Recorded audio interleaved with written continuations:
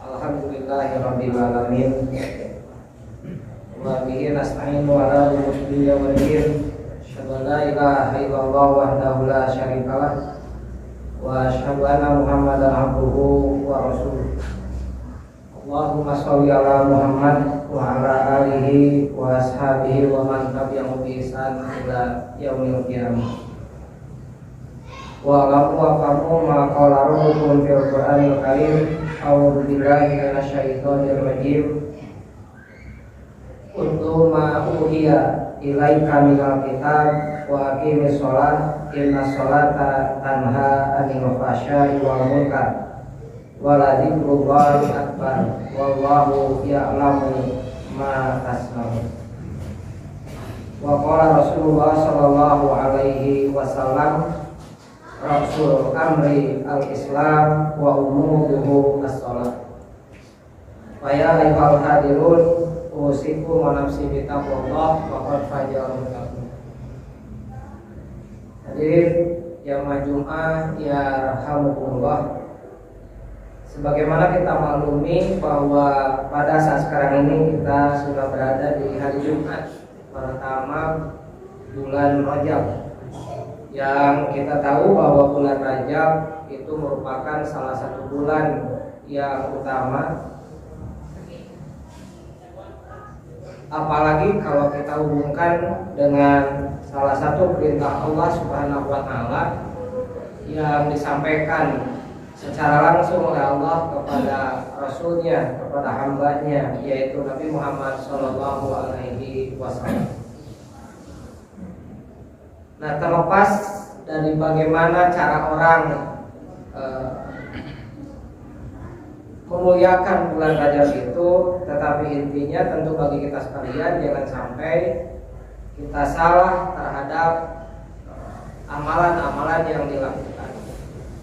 Karena tidak sedikit hadis-hadis dhaif bertebaran kaitan dengan bulan Rajab.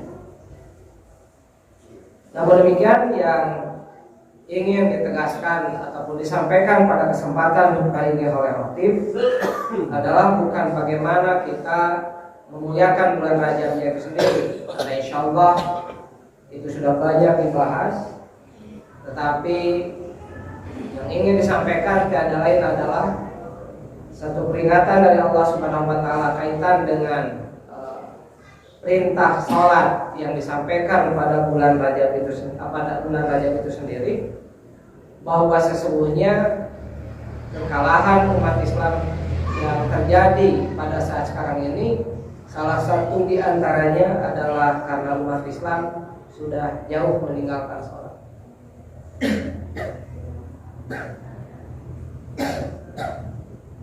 Kenapa demikian? Insya Allah orang yang melaksanakan sholat banyak, tetapi orang yang mendirikan sholat sedikit. Karena kalau orang hanya sekedar melaksanakan, orang hanya sekedar mengukurkan kewajibannya saja. Dia hanya sekedar mengukurkan kewajiban, tapi tidak memaknai apa yang semestinya dilakukan setelah sholat itu sendiri. Jadi kalau dibagi 3 fase, ada yang disebut qabla sholat, ada yang disebut dengan inda sholat, ada yang disebut dengan ba'da sholat. Qabla sholat berarti kita harus memperhatikan apa yang harus dilakukan sebelum sholat kita. Suci lahir, suci batin, suci tempatnya, dan lain sebagainya, termasuk waktu sholat. Yang kedua adalah inda sholat, ketika kita sholat, kita memperhatikan rukunnya, syaratnya, ya, bagaimana kita khusyuknya ketika kita sholat, tertibnya sholat, dan seterusnya. Dan selanjutnya tentu yang juga termasuk bagian penting yang dilupakan oleh umat Islam adalah ba'da sholat. Karena orang Islam tidak banyak yang kemudian mengimplementasikan ibadah sholatnya itu sendiri ke dalam kehidupan sholat, ke dalam kehidupan keseharian. Karena seakan-akan ibadah sholat itu hanya sekedar hubungannya dengan Allah, hablum minallah, setelah itu selesai. Padahal kalau seseorang sholatnya bagus, sholatnya baik, insya Allah dalam Al-Quran yang tadi waktu baca, yaitu surat Al-Ankabut ayat 45, Allah menyebutkan tanha 'anil fahsya'i wal munkar. Salat itu mencegah perbuatan keji dan munkar. Tetapi pada kenyataannya banyak orang yang salat tetapi keji dan munkarnya masih dilakukan. Bahkan tidak tanggung-tanggung. Orang yang punya jabatan saja, ya, yang punya jabatan saja, dia sholat. Tapi korupsinya, ya, cek orang Sunda mah bangsatna, leuwih gelok euy kan gitu. Jelema miskin mah bangsatna meureun kan saukur ku sabablapan kan gitu. Anu boga jabatan.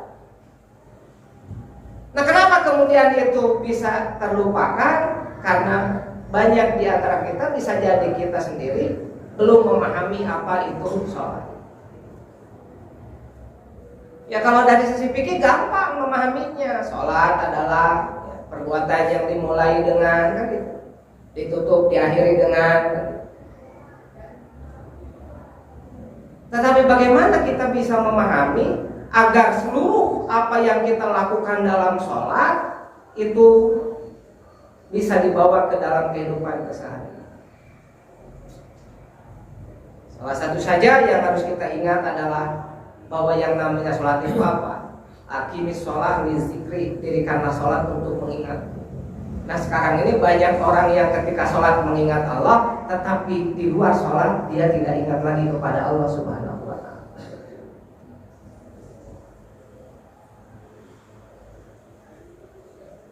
Kenapa? Karena hari ini di antara sesama kita umat Islam maunya diadu domba oleh orang lain.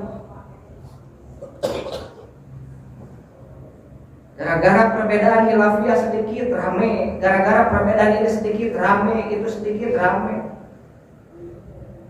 Sehingga pada akhirnya dia tidak lagi rizikri, tidak lagi ingat kepada Allah Subhanahu wa Ta'ala, tetapi yang ada bagaimana ingatannya adalah mengingat akan pundi-pundi keuangan, pundi-pundi dunia. Karena bisa kita saksikan bersama, seringkali kondisi umat ini dikalahkan dengan peraturan-peraturan, ketentuan-ketentuan, manakala di situ terseret dengan arus duniawi, maka umat tidak lagi mau berbicara urusan-urusan yang mengarah kepada keakhiran. Sementara kalau kita lihat sholat kita tentu harus diawali dengan apa? Dengan niat bahwa kita sholatnya harus niatnya adalah lillahi ta'ala. Nah ketika di dalam sholat kita lihat niatnya lillahi ta'ala, maka bawa niat itu ke dalam kehidupan keseharian. Apapun yang kita lakukan niatnya adalah lillahi ta'ala.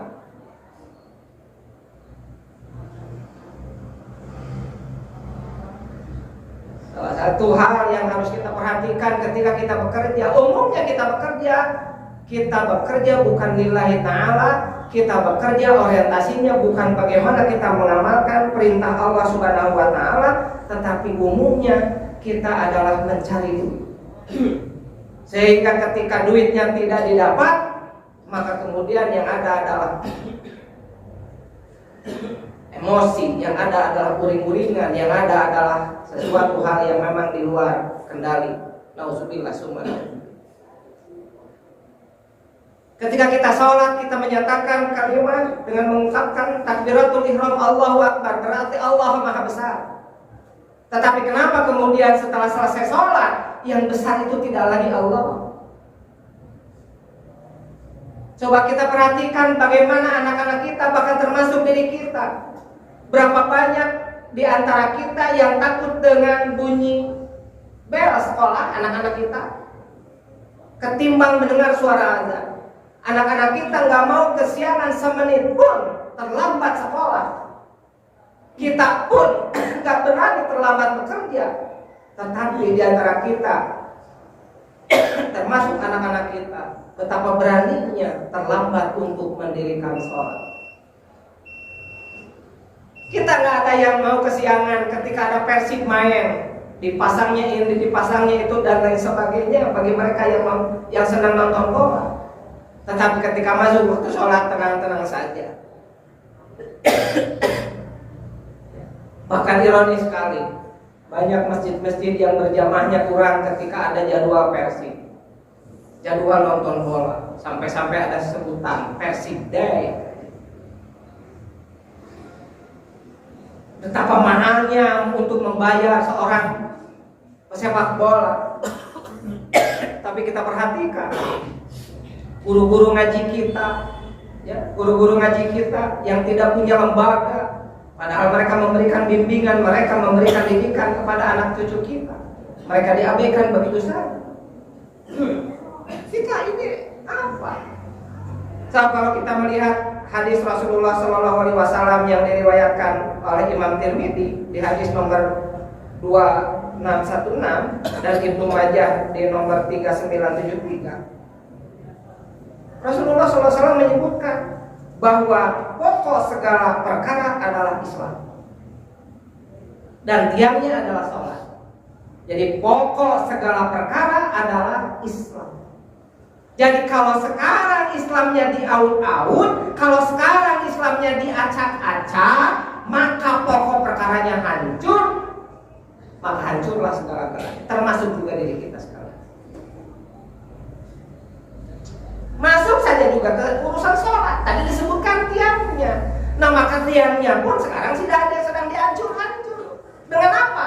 Ya dengan pandemi COVID-19. Alhamdulillah di masjid ini kita terus melakukan sholat dengan baik, berupaya sholat dengan baik. Tetapi di tempat-tempat yang lain sampai hari ini masih ada masjid-masjid yang sholatnya belum berani untuk melakukan sholat dengan baik sebagaimana yang dicontohkan oleh Rasulullah SAW. Karena apa? Karena berlaku hukumnya hanya di tempat-tempat ibadah umat Islam, sementara di tempat-tempat yang lain tidak. Oleh karena itu hadirin, pada kesempatan Jumat ini khotib hanya sekedar sedikit mengingatkan buat kita sekalian. Allah Subhanahu wa taala berfirman dalam Al-Qur'an, "Innani anallah la ilaha illa ana fa'budni wa aqimis sholata li dzikri." Sesungguhnya aku ini adalah Allah dan tidak ada Tuhan selain aku. Aqimis sholat, maka dirikanlah sholat. Li dzikri, untuk mengingatku. Maka oleh karena itu hadirin, jamaah Jumat yarhamukumullah, yang terbaik di bulan Rajab ini salah satu diantaranya adalah yuk bagaimana kita menghisab diri kita, bermuhasabah tentang sholat kita. Dan mudah-mudahan sholat kita termasuk sholat yang shollu kama ra'aitumuni usolli. Kita yang sholat sebagaimana Rasulullah SAW memberikan contoh sholat kepada kita sekalian. Dan mudah-mudahan kita sekalian menjadi ahli sholat. Barakallahu li wa lakum.